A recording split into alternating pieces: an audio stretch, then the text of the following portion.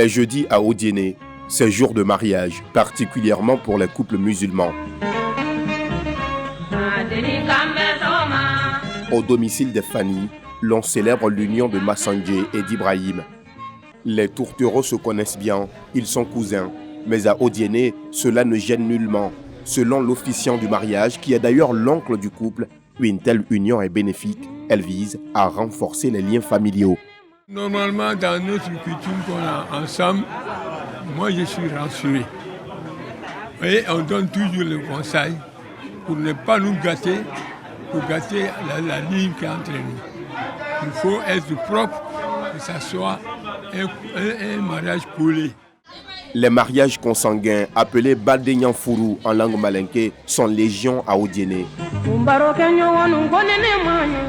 Au quartier Onko, Mamadou Samassi partage sa vie de couple depuis 2013 avec Mamalon, sa cousine. De cette union sont nés 4 enfants. Elles sont papa et moi, maman, sont des cousins et cousines. Mais avant de m'engager, j'en ai parlé à mes sœurs qui ont aussi fait le même constat que moi. Je dis, vraiment que, en tout cas, on pouvait faire les premiers pas. Et automatiquement, on en a parlé au Cheikh Kelendjan, qui est mon oncle. Il m'a dit, mais ça c'est mon devoir. Si j'ai dans la famille, tu as trouvé une fille que tu adores, moi c'est mon objectif. Mamalon, son épouse, semble tirer son bonheur de ce mariage. Il est toujours à mes côtés.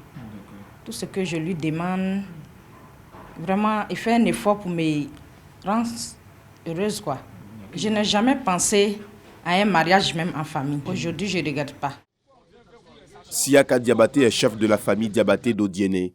Il est aussi un habitué des mariages entre cousins et cousines pour avoir contribué ou participé à de telles célébrations. Depuis le temps des aïeuls, ça a existé. Parce que tu ne pouvais pas trouver de femmes ailleurs, de filles à marier. Au lieu d'aller chercher ailleurs, tu es à côté de toi. Pour faciliter, pour éviter les dépenses. Parce que quand on fait un mariage en famille, on dépense moins. Parce qu'on va vous dire ailleurs, bon, on va envoyer 10 bœufs si vous n'avez pas les moyens. Vous voyez? La pratique s'est perpétuée de génération en génération. Elle ne rencontre pas l'adhésion de tous, surtout dans les rangs de la nouvelle génération d'Odiénéka. Nous sommes en Côte d'Ivoire déjà. On a plus de 60 ethnies. On a une population de pratiquement 23 millions d'habitants. Donc on n'a pas besoin de se marier en famille. Il y a tellement d'hommes, tellement de femmes qu'on peut simplement aller ailleurs. Je trouve que c'est pas bien. Et on peut renforcer les liens familiaux d'une autre manière. Pas forcément en épousant sa soeur ou son cousin ou un truc comme ça. Le mariage consanguin, c'est souvent l'objet de la division totale des familles. Moi, j'ai donné la fille à ma petite soeur, à mon fils. Et souvent, quand ça ne va pas dans le foyer, ma soeur défend son côté et moi aussi, je défends le mien. Alors, c'est la division dans la famille. Asta en garde un mauvais souvenir. En classe de CM2, alors qu'elle n'avait que 14 ans, elle a été retirée de force de l'école pour être donnée en mariage à son cousin âgé de plus de 30 ans. Je vais entrer en 6e. Donc, quand l'entrée en 6e est finie, il est venu me dire que je vais te marier. Tu as l'âge de te marier. C'est là que j'ai dit que, papa, laisse-moi, je vais continuer mes études. Il dit non. Donc, il voulait renvoyer maman de la cour. C'est là, moi aussi, j'ai dit, comme c'est ça là, je vais aller me marier. Je suis allée me marier. C'est le début du calvaire pour Asta. Je ne comprenais pas. Quand j'ai maigri, les gens me demandent, Madame Camara, pourquoi tu es comme ça? Tu as tout à la maison et puis tu maigris de jour en jour. Ce que j'ai là, mon mari me frappe la nuit, il me fait réveiller. Lève-toi, Asta, lève-toi. Mon papa dit que c'est mon mari qui a raison. Je lui explique, non, il ne veut rien comprendre. Que leur famille ne peut pas se gâter à cause de moi seul. Il me frappe. Je ne lui fais rien, mais il me frappe. Mon papa même dit que vraiment, sa soeur n'a qu'à prendre son fils, lui va me prendre. Là, on a fait divorce. Je me suis mariée avec mon mari, ce que je voudrais.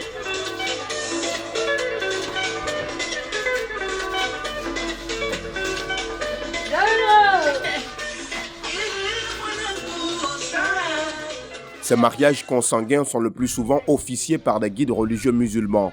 Que dit l'islam à ce sujet? L'imam Doumbia Yakouba, président de la Ligue islamique des prédicateurs de Côte d'Ivoire, section Odiéné, nous éclaire. Le mariage en famille, alors c'est bel et bien conseillé par la religion. Puisque le prophète alayhi salatu wassalam, lui qui est notre modèle, c'est lui-même qui est l'un des initiateurs des mariages en famille. Et il a donné sa fille Fatima à Ali. Ali qui était son cousin. J'ai l'habitude de célébrer ce genre de mariage. Voilà, en tant que guide religieux, souvent aussi, on me prend comme témoin des mariages et ça marche. Pourtant, les unions consanguines ont des conséquences médicales, selon Dr Roland Koulibaly, responsable des urgences au centre hospitalier régional d'Odiéné.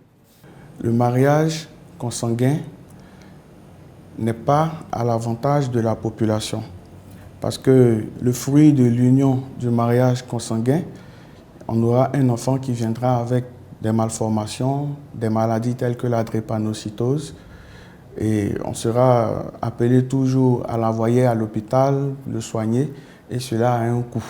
Ici à Odiéné, nous avons vent de mariages consanguins. Et généralement, quand on les rencontre, c'est déjà tard, il y a déjà eu un enfant ou ils sont déjà en union. Pour éviter ces complications médicales, les futurs couples sont invités à faire un bilan prénuptial avant de s'unir. À ce niveau, on peut faire des examens sanguins pour voir si l'un des deux ou les deux ont la drépanocytose. En effet, si les deux ont la drépanocytose, l'enfant issu de ce mariage est capable de faire des formes majeures, des formes graves de la drépanocytose. En ce moment, on saura axer notre prévention et nos traitements pour ne pas qu'ils puissent faire des formes graves. En dépit de multiples sensibilisations, certaines familles restent attachées à cette vieille pratique qui, selon elles, contribue à préserver la lignée familiale. À Odiéné, on peut le dire sans risque de se tromper. Les cousines sont faites pour les cousins.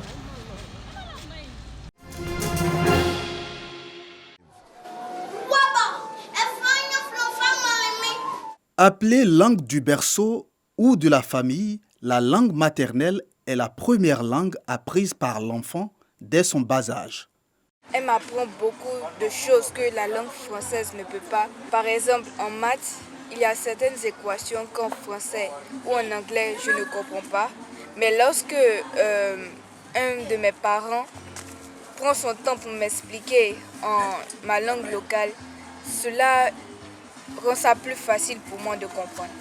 En Côte d'Ivoire, ces langues sont de plus en plus délaissées au profit de la langue officielle qu'est le français. Selon Adoua Kwasi, président de l'Académie ivoirienne des langues maternelles. Aujourd'hui, dans nos familles, nous ne parlons plus nos langues. Dans l'administration, on n'utilise pas notre langue, contrairement aux pays occidentaux et dans certains pays d'Afrique, comme le Sénégal, le Ghana. Et à l'école aussi, on n'utilise pas la langue. Vecteur de rapprochement, la langue maternelle est considérée comme un creuset de consolidation du tissu social. Au Burkina, par exemple, quand il y a un problème et que le Moronaba appelle ses enfants, il ne s'exprime pas dans une langue étrangère, il utilise la langue de ses ancêtres. Et une fois qu'il a parlé avec les images, avec les proverbes, avec tout le vécu culturel, bien, il arrive à trancher le problème une bonne fois pour toutes. À l'occasion de l'édition 2021 de la Journée internationale de la langue maternelle, l'Académie ivoirienne de la langue maternelle invite les décideurs à plus d'actions pour la pérennisation de nos langues. Il faudrait que tous les projets qui ont été mis en place par nos autorités et qui sont en veilleuse, tels que le projet concernant la codification des langues par l'ILA, la création du comité interministériel pour la promotion des langues maternelles, tous ces projets-là doivent être réactivés. Nous proposons que l'utilisation de la langue maternelle soit de mise dans les concours tels que l'ENA, où on mettra nos langues au choix, de sorte que le candidat qui excelle dans une matière bien donnée puisse avoir un bonus. Et donc ça permettra à nos enfants ou alors à la jeunesse de s'y intéresser. Les gouvernants sont également appelés à mettre en place un haut commissariat chargé de l'enseignement des langues maternelles pour la culture et la cohésion sociale.